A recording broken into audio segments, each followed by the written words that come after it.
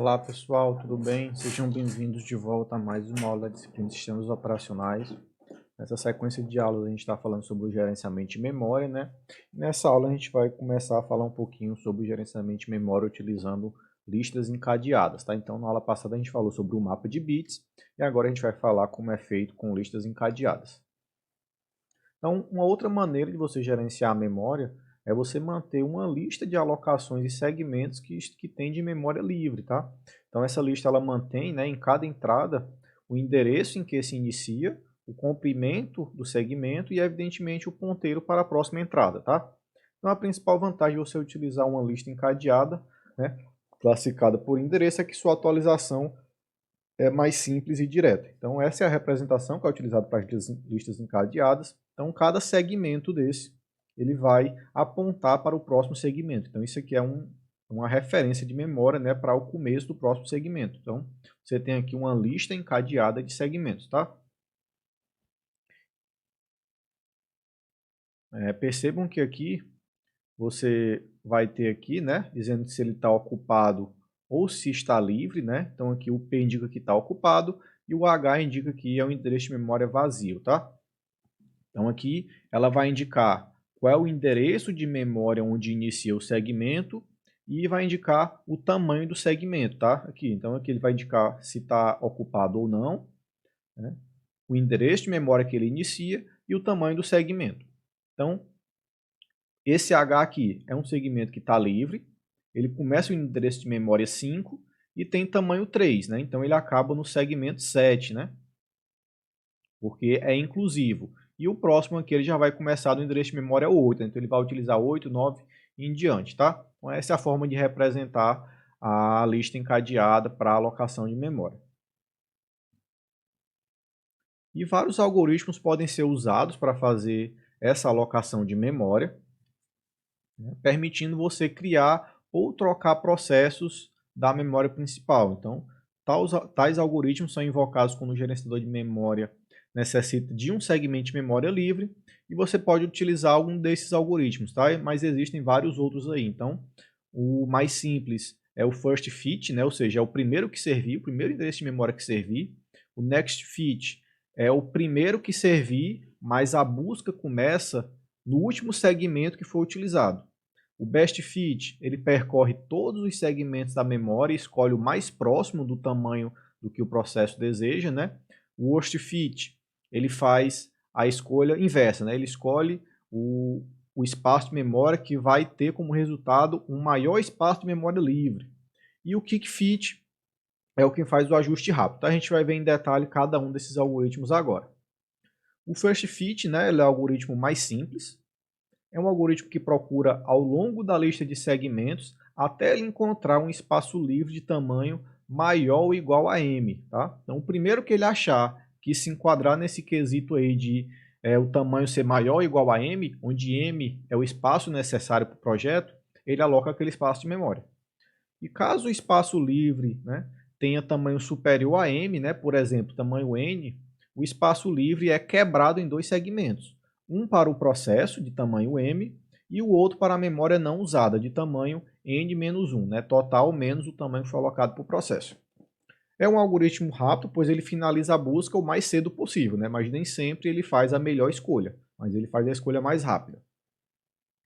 O Next Fit é um algoritmo que opera de forma similar ao First Fit, exceto que ele guarda a posição da lista onde o último espaço livre foi alocado. E da próxima vez que ele é chamado, o algoritmo começa a procurar a partir do último elemento que ele buscou anteriormente. Tá? O Best Fit, ele procura pela lista inteira, tá? de segmentos que estão mapeados, e ele toma o espaço livre de tamanho mais próximo de m, ou seja, é a melhor opção possível.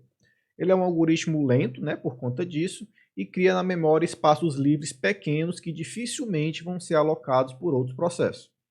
Entretanto, né, para um m grande, o best fit aumenta a chance de se encontrar na lista um espaço livre de tamanho adequado, né, posto que ele minimiza o uso de espaços livres grandes para atender requisições pequenas.